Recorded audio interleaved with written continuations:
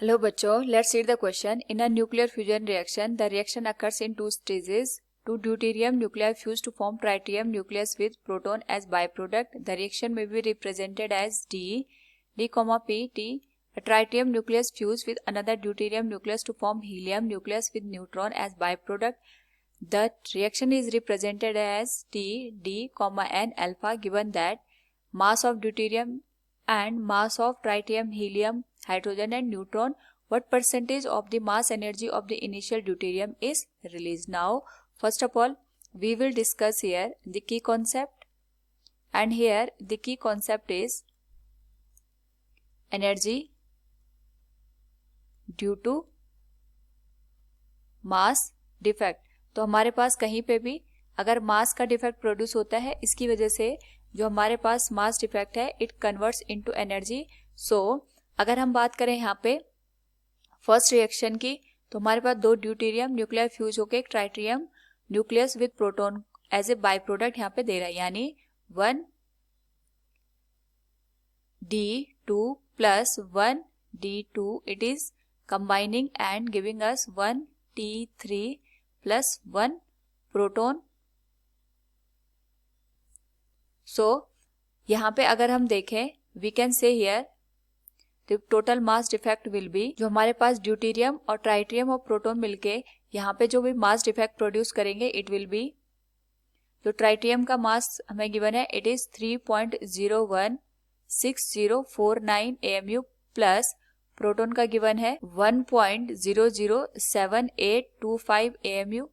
इसके जो मासेस का सम होगा we will minus that by 2 into deuterium का मास हमें गिवन है 2.014102 AMU.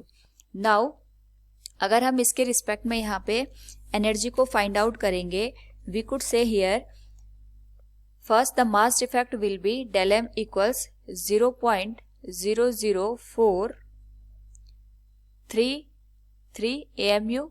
और इसके रिस्पेक्ट में अगर हम बात करें एक AMU की वजह से हमारे पास यहाँ पे 931 मेगा इलेक्ट्रॉन वोल्ट का एनर्जी प्रोड्यूस होता है. सो फर्स्ट स्टेज में जो एनर्जी की वैल्यू होगी इट विल बी 0.00433 इंटू 931 और ये वैल्यू हो जाएगी हमारे पास 4.031 मेगा इलेक्ट्रॉन वोल्ट.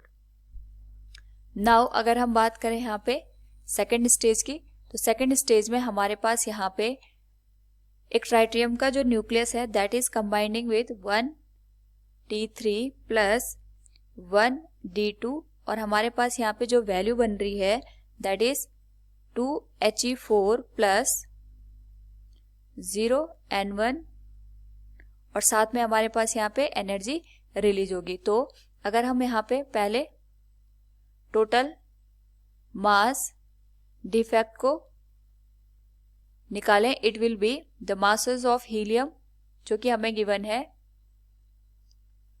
4.002603, न्यूट्रॉन का मास हमें गिवन है 1.008665 और साथ में अगर हम बात करें यहाँ पे ट्राइट्रियम और ड्यूटेरियम की, the masses will be 3.0160049 plus 2.0141102 AMU.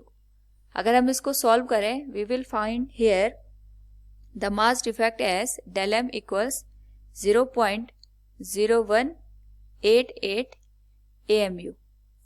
Now अगर हम इसके रिस्पेक्ट में वैल्यू को कैलकुलेट करें we will see here the mass defect की वजह से सेकेंड जो स्टेज है उसमें जो एनर्जी की वैल्यू होगी it will be 17.850 mega electron volt. अगर हम दोनों स्टेजेस में टोटल एनर्जी की वैल्यू को कैलकुलेट करें then total energy will B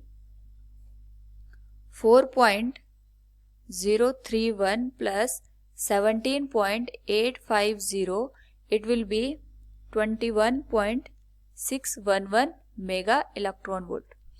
now हमें पता है यहाँ पे हमारे पास 3 न्यूट्रॉन काम में आ रहे हैं, so we can write energy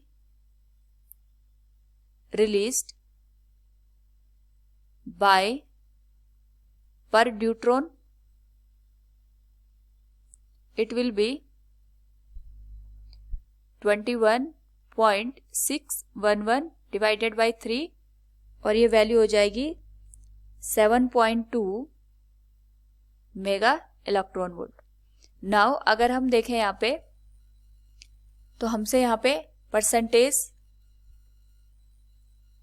of mass energy of initial deuterium पूछा गया है। सो अगर हम यहाँ पे परसेंटेज निकालें एनर्जी का, इट विल बी जो हमारे पास पर न्यूट्रॉन एनर्जी रिलीज हो रही है that is 7.2 mega electron volt. और अगर हम देखें यहाँ पे तो जो ड्यूटेरियम का मास गिवन है that is 2.0102, it will B multiplied with 931 mega electron volt. Total हमारे पास यहाँ पे एक ड्यूटेरियम की वजह से आ जाएगी वैल्यू, और सॉल्व करने पे दिस विल बिकम 0.384%.